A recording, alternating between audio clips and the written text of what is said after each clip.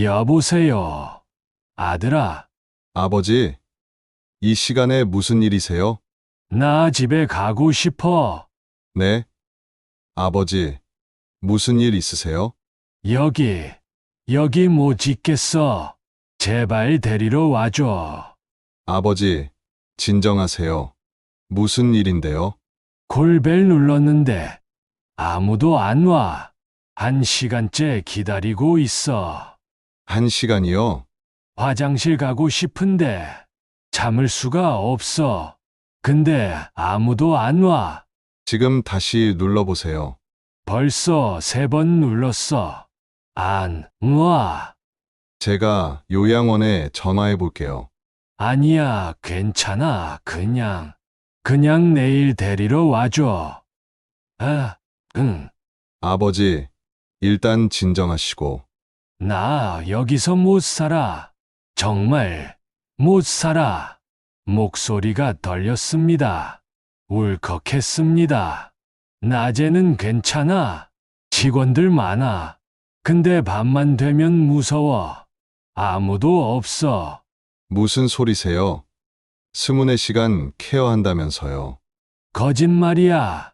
밤에는 간호사 1명, 요양보호사 1명뿐이야. 두 명이요? 아, 응. 쉰명을 2명이 돌봐. 말이 되냐? 그래서 콜벨 눌러도 안 오는 거예요? 그래.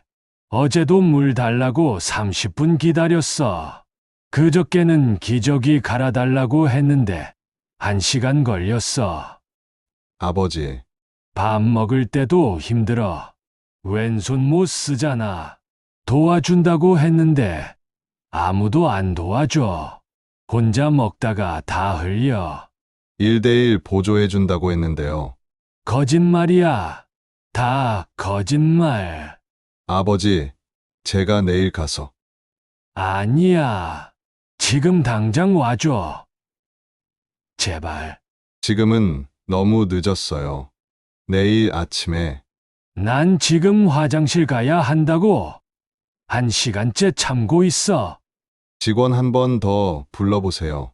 제가 지금 요양원에 전화할게요. 알았어. 이 전화는 제가 요양원에 1달간 있으며 겪은 문제를 아들에게 호소하는 내용입니다. 전화를 끊고 다시 콜벨을 눌렀습니다. 빨간 불이 들어왔습니다. 10분이 지났습니다. 아무도 오지 않았습니다. 참을 수 없었습니다. 혼자 일어나기로 했습니다. 침대, 난간을 잡았습니다. 힘을 줬습니다. 몸을 일으켰습니다. 휠체어로 옮기려는데 왼쪽 팔에 힘이 없었습니다. 중심을 잃었습니다. 으아! 바닥으로 쓰러졌습니다. 이마가 바닥에 부딪혔습니다. 정신이 아득해졌습니다. 룸메이트가 소리쳤습니다. 여기요. 사람 넘어졌어요. 빨리 오세요. 콜벨을 계속 눌렀습니다. 10분쯤 지나서 요양보호사가 달려왔습니다. 어르신, 괜찮으세요? 이마가 피가 어머, 피가 많이 나네요. 간호사 선생님 불러올게요. 정신이 흐릿했습니다. 이마가 아팠습니다. 간호사가 왔습니다. 어르신, 병원 가셔야겠어요. 119 부를게요. 아들한테 전화. 네, 보호자분께 연락드릴게요. 앰뷸런스가 왔습니다. 병원으로 실려갔습니다. 응급실이었습니다. 의사가 이마를 봤습니다. 봉합해야겠네요. 젤바늘 정도 필요합니다. 아, 네. 마취 주사를 맞았습니다. 바늘로 꿰맸습니다. 아팠습니다. 아들이 뛰어 들어왔습니다. 아버지, 괜찮으세요? 미안하다. 왜 혼자 일어나셨어요? 화장실이 급해서 콜벨 눌렀는데 1시간이 넘도록 안 와서 1시간이요? 요양원 직원이 옆에 서 있었습니다. 아들이 물었습니다. 어떻게 된 겁니까? 왜 이렇게 늦게 오셨어요? 죄송합니다. 다른 어르신이 급하셔서. 우리 아버지도 급하셨잖아요. 정말 죄송합니다. 아까 전화했을 때 이미 1시간 기다리셨다고 했어요. 그런데도 안 가셨어요? 그게 야간에는 인력이 부족해서 인력이 부족하다는 게 무슨 말입니까? 밤에는 간호사 한 분하고 요양보호사 한 분만 있어요. 2분이요? 어르신이 몇 분인데요? 52분이십니다. 52명을 2명이 돌본다고요? 네, 입소할 때는 24시간 케어한다고 하지 않았습니까? 그건 전체적으로는 24시간 케어가 맞는데 야간에는 야간에는 케어가 안 된다는 거잖아요. 죄송합니다. 아들이 제 손을 잡았습니다. 아버지, 여기서 나가실 거예요. 그래, 나 여기 못 있겠어. 내일 당장 퇴소 절차 밟을게요. 고맙다. 아들아, 봉합이 끝났습니다. 하룻밤 입원하기로 했습니다. 병실에 누워 천장을 봤습니다. 요양원에 간 걸 후회했습니다. 아들이 말했습니다. 아버지, 내일 제가 원장 만나고 올게요. 아, 응, 계약서 태지하고 환불받아야죠. 그래, 부탁한다. 푹 쉬세요. 걱정하지 마시고요. 고맙다. 눈을 감았습니다. 하지만 잠이 오지 않았습니다. 다음 날 오전, 아들이 요양원을 찾아갔습니다. 원장실 문을 두드렸습니다. 원장이 난처한 표정으로 맞았습니다. 어제 일에 대해 정말 죄송하다며 거듭 사과했습니다. 아들은 사과를 받을 생각이 없었습니다. 바로 본론으로 들어갔습니다. 아버지를 퇴소시키겠다고 통보했습니다. 야간 인력 부족으로 인한 안전사고가 발생했으니 즉시 계약을 해지하겠다고 말했습니다. 원장이 난감한 표정을 지었습니다. 이해는 하지만 계약서상 문제가 있다고 말했습니다. 아들이 물었습니다. 무슨 문제냐고. 사고가 난 건데 당연히 해지할 수 있는 거 아니냐고 따졌습니다. 원장이 서랍에서 계약서를 꺼냈습니다. 페이지를 넘기며 설명했습니다. 계약서 3페이지를 가리켰습니다. 야간 인력 배치에 관한 조항이었습니다. 계약서에는 이렇게 적혀 있었습니다. 본 시설은 24시간 케어를 원칙으로 하나, 야간 시간대에는 시설 운영상 인력 배치가 조정될 수 있습니다. 원장이 말했습니다. 야간 인력이 줄어드는 건 계약서에 명시되어 있다고 보호자분께서 서명하셨다고 설명했습니다. 아들이 반박했습니다. 인력 배치가 조정될 수 있다는 게 52명을 2명이 돌본다는 뜻이냐고. 이건 명백한 안전 문제라고 항의했습니다. 원장은 법적으로 문제없다고 답했습니다. 노인복지법상 최소 기준은 지키고 있다고, 전체 요양보호사 수는 기준 이상이라고 설명했습니다. 다만 근무시간대 배치는 시설 재량이라고 덧붙였습니다. 아들이 5분 이내 골벨 응답은 어떻게 된 거냐고 물었습니다. 원장이 다시 계약서를 넘겼습니다. 4페이지였습니다. 작은 글씨로 이렇게 적혀 있었습니다. 골벨 응답 시간은 원칙적으로 5분 이내를 목표로 하나, 시설 상황 및 다른 입소자의 응급 상황 발생 시 지연될 수 있습니다. 원장이 말했습니다. 이것도 계약서에 명시되어 있다고, 지연될 수 있다고 적혀 있다고 강조했습니다. 아들이 화가 났습니다. 1시간 넘게 지연되는 게 정상이냐고. 그래서 아버지가 쓰러진 거라고 소리쳤습니다. 원장이 그건 정말 죄송하다며 고개를 숙였습니다. 하지만 계약 위반은 아니라고 덧붙였습니다. 면책 조항도 있다고 말했습니다. 계약서 5장이었습니다. 시설 내에서 발생한 낙상, 상해 등은 노인의 신체적 특성상 불가피한 경우가 있으며 시설의 고해 또는 중과실이 입증되지 않는 한 시설은 책임을 지지 않습니다. 원장이 설명했습니다. 아버지께서 스스로 일어나시다가 넘어지신 거라고 시설의 고의나 중과실이 아니라고 주장했습니다. 아들이 믿을 수 없다는 표정을 지었습니다.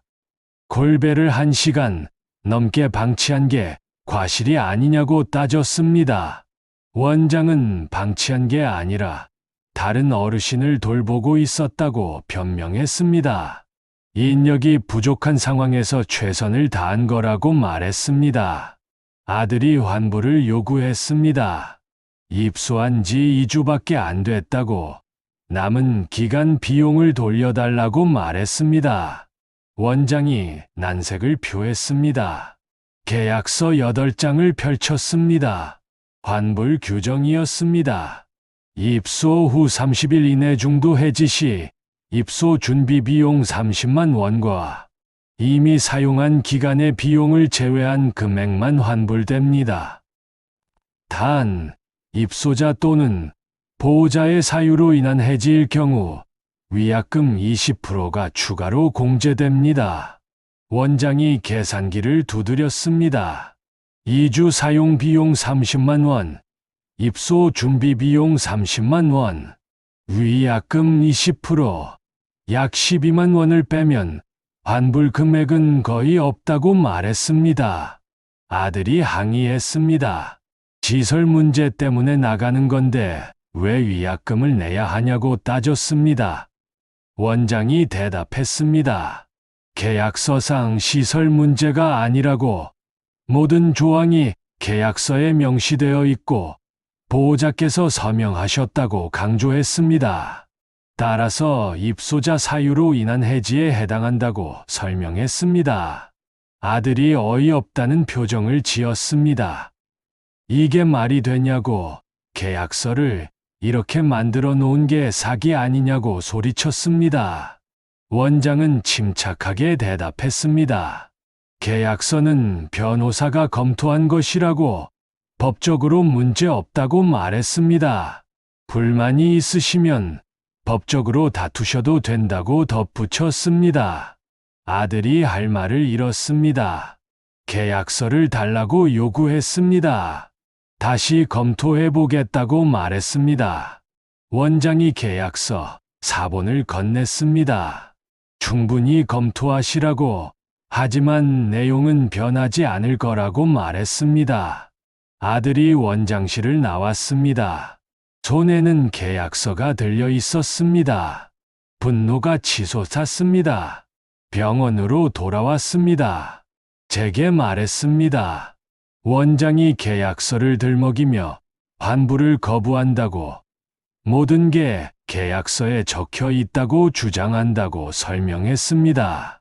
제가 물었습니다. 계약서에 그런 내용이 있었어? 네. 아주 작은 글씨로요. 제가 제대로 못 읽었어요. 그럼 어떡하지? 집에 가서 계약서를 자세히 읽어볼게요. 변호사도 한번 만나보고요. 돈은 돌려받을 수 있겠니? 최선을 다해볼게요. 아버지. 아들이 집으로 돌아와 계약서를 펼쳤습니다. A4 용지 12장이었습니다. 책상 스탠드를 켜고 돋보기까지 꺼냈습니다. 첫 장부터 한 줄씩 읽기 시작했습니다. 첫 장은 기본 정보였습니다. 시설명, 입소자 정보, 계약 기간이 적혀 있었습니다. 글씨는 눈이 잘 안 보이는 저도 읽을 만했습니다. 두 번째 장부터 글씨가 작아지기 시작했습니다.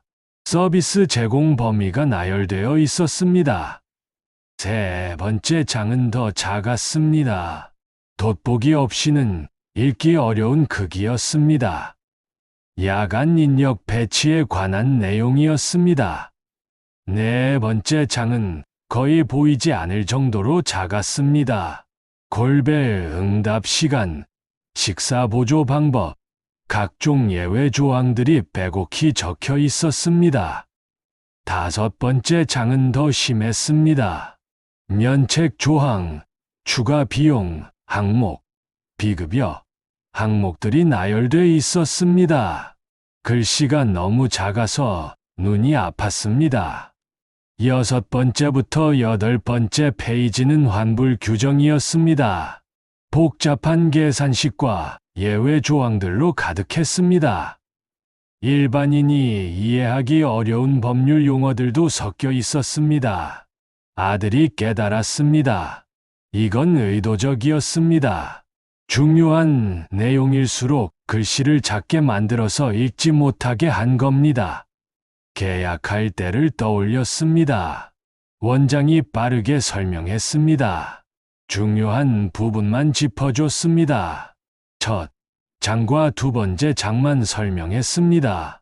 나머지는 일반적인 약관이라며 대충 넘어갔습니다. 서명을 재촉했습니다. 오늘 계약하지 않으면 방이 없어질 수도 있다고 압박했습니다. 꼼꼼히 읽을 시간을 주지 않았습니다. 아들이 인터넷을 검색했습니다. 요양원 계약서 문제, 요양원 환불 거부, 요양원 작은 글씨 같은 키워드로 찾았습니다. 비슷한 사례가 수없이 많았습니다. 한 카페에 글이 많이 올라와 있었습니다. 요양원 계약서, 피해자 모임이라는 카페였습니다. 카페에 가입했습니다. 글을 올렸습니다. 실버케어 요양원에 아버지를 모셨는데 입소 2주 만에 아버지가 쓰러지셨습니다. 밤에 골벨을 1시간 넘게 눌렀는데 아무도 오지 않아서 혼자 일어나시다 넘어지셨습니다. 야간에는 52명을 2명이 돌본다고 합니다. 퇴소하려고 하니 계약서를 들먹이며 환불을 거부합니다. 계약서를 다시 보니 중요한 내용들이 눈에 보이지도 않을 정도로 작은 글씨로 적혀 있었습니다. 어떻게 해야 할까요? 1시간도 안 돼서 댓글이 20개 넘게 달렸습니다. 아들이 댓글을 단 사람들에게 쪽지를 보냈습니다. 만나서 이야기 나누자고 제안했습니다. 3일 후 5 가족이 카페에서 만났습니다. 모두 실버케어 요양원이나 비슷한 문제가 있는 요양원에서 피해를 본 사람들이었습니다. 각자 겪은 일을 나눴습니다. 한 분은 어머니가 밤에 기저귀를 제때 갈지 못해 욕창이 생겼다고 했습니다. 다른 분은 아버지가 약을 제때 못 드셔서 혈압이 급상승했다고 말했습니다. 또 다른 분은 계약서를 보여줬습니다. 실버케어 요양원과 똑같은 형식이었습니다. 중요한 내용일수록 글씨가 작았습니다. 아들이 제안했습니다. 함께 증거를 모으자고, 계약서를 비교 분석하자고, 피해 사례를 정리하자고 말했습니다. 일주일간 자료를 모았습니다. 계약서 10군데, 요양원 것을 구했습니다. 모두 비슷한 패턴이었습니다. 작은 글씨, 애매한 표현, 일방적인 면책 조항, 과도한 위약금이 공통점이었습니다. 한국소비자원 홈페이지에서 불공정 약관 심사 기준을 찾았습니다. 불공정 약관 판단 기준. 중요한 내용을 고의로 숨기거나 이해하기 어렵게 작성. 사업자에게 일방적으로 유리한 내용. 소비자의 권리를 부당하게 제한. 과도한 손해배상 예정 또는 위약금. 법령에 반하는 내용. 실버케어 요양원 계약서는 5가지를 모두 충족했습니다. 아들이 다시 카페에 요양원 계약서, 이 점은 꼭 확인하세요 라는 글을 올렸습니다. 글이 인기를 끌었습니다. 언론에서 연락이 왔습니다. 취재를 하고 싶다고 말했습니다. 인터뷰를 했습니다. 아버지가 겪은 일, 계약서 문제, 다른 피해 사례들을 설명했습니다. 일주일 후 기사가 났습니다. 요양원 계약서 작은 글씨 함정, 노인 안전 위협이라는 제목이었습니다. 구청에서 연락이 왔습니다. 실버케어 요양원에 대한 조사를 시작하겠다고 말했습니다. 병원에서 퇴원한 저는 임시로 아들 집에 머물고 있었습니다. 아들이 말했습니다. 아버지, 다른 요양원을 알아봐야 할 것 같아요. 다른 요양원, 네, 실버 케어는 안 되니까요. 또 요양원에 가야 하나. 아버지, 혼자 계시기 힘드시잖아요. 그래, 그렇긴 하지. 아들이 새로운 요양원을 알아보기 시작했습니다. 이번에는 신중했습니다. 체크리스트를 만들었습니다. 요양원 선택 체크리스트. 1점 야간 인력 확인. 2점 계약서 꼼꼼히 읽기. 3점 면책 조항 확인. 4점 환불 규정 확인. 5점 현장 방문 체크. 6점 온라인 평판 확인. 7점 계약 전 질문 목록. 아들이 이 체크리스트를 들고 요양원을 방문하기 시작했습니다. 첫 번째 요양원은 야간 인력을 구체적으로 말해주지 않았습니다. 충분히 배치한다는 애매한 답변만 했습니다. 제외했습니다. 두 번째 요양원은 계약서를 집에 가져가는 걸 거부했습니다. 여기서 읽으시면 된다고 말했습니다. 제외했습니다. 세 번째 요양원은 체험 입소를 제안했습니다. 일주일간 생활해보고 결정하라고 했습니다. 좋았습니다. 하지만 체험 첫날 밤, 아들이 저녁 9시에 방문했습니다. 복도가 조용했습니다. 간호사실에 직원이 한 명밖에 없었습니다. 제외했습니다. 네 번째, 다섯 번째도 비슷했습니다. 시설은 좋은데 야간 인력이 부족했습니다. 계약서에는 작은 글씨로 면책 조항이 가득했습니다. 아들이 지쳐 보였습니다. 제가 말했습니다. 아들아, 그냥 집에서 살면 안 될까? 네, 집에서요? 아, 응. 요양원은 다 비슷한 것 같구나. 차라리 집이 나을 것 같아. 하지만 아버지 혼자 계시기 힘드시잖아요. 내가 도와주고 어머니가 도와주면 되지 않겠니? 제가 회사 다녀야 해서. 그럼 낮에만 간병인을 쓰면 어떨까? 밤에는 어머니가 있으니까. 아들이 생각했습니다.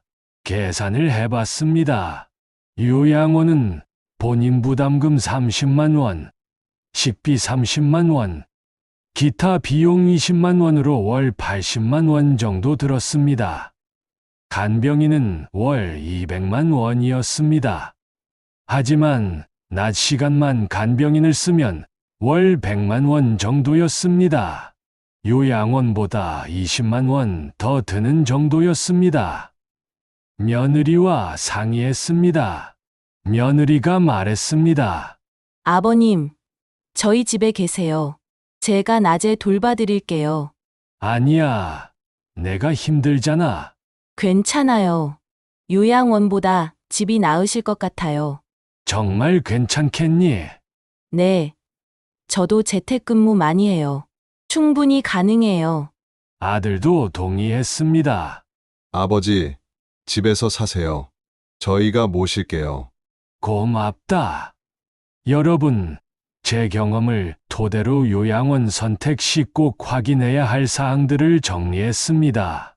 첫째, 야간 인력을 반드시 확인하세요. 충분히 배치되어 있다는 애매한 답변을 믿지 마세요. 실제로 저녁 시간에 방문해서 직접 확인하세요. 둘째, 계약서를 반드시 집에 가져가서 읽으세요. 특히 작은 글씨로 된 부분을 돋보기로라도 확인하세요. 급하게 서명하지 마세요. 셋째, 면책 조항과 환불 규정을 꼼꼼히 확인하세요. 위약금이 20%를 넘거나 시설 책임을 과도하게 회피하는 조항이 있다면 위험합니다. 넷째, 체험 입소를 꼭 해보시고 다른 입소자 가족들과 대화해보세요. 원장의 말보다 실제 이용자의 경험이 진실입니다. 다섯째, 온라인 후기를 확인하고 국민건강보험공단 사이트에서 평가 등급을 확인하세요. 부정적인 후기가 많다면 피하세요. 여섯째, 궁금한 건 뭐든 물어보세요. 질문을 귀찮아하는 곳은 신뢰할 수 없습니다. 일곱째, 시설만 보지 말고 직원들이 어르신을 대하는 태도와 어르신들의 표정을 관찰하세요. 여덟째, 최소 3곳 이상 비교하고 가족회의를 통해 충분히 논의하세요. 서두르지 마세요.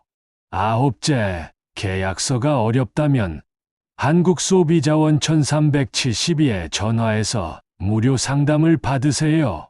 건강은 잃고 나서야 소중함을 알게 됩니다. 젊었을 때는 몰랐습니다.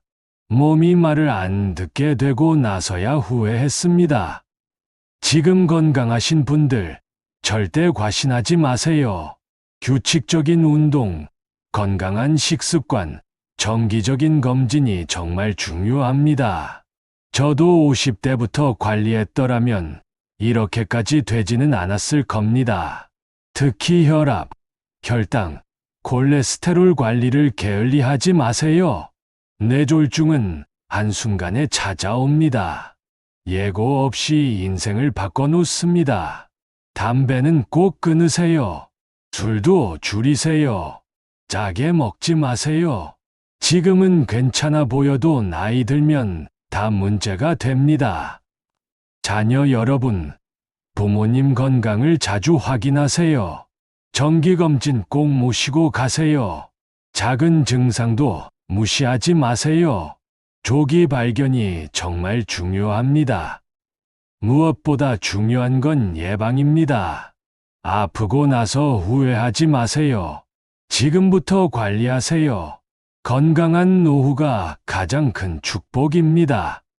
저처럼 요양원을 고민하는 상황이 오지 않도록 지금부터 건강을 챙기세요. 건강하면 가족과 함께 집에서 행복하게 살 수 있습니다. 영상의 좋아요와 구독 버튼을 눌러주세요. 정보가 필요한 분들께 공유하여 주세요. 여러분의 경험담을 들려주세요. 제 이야기 들어주셔서 감사합니다.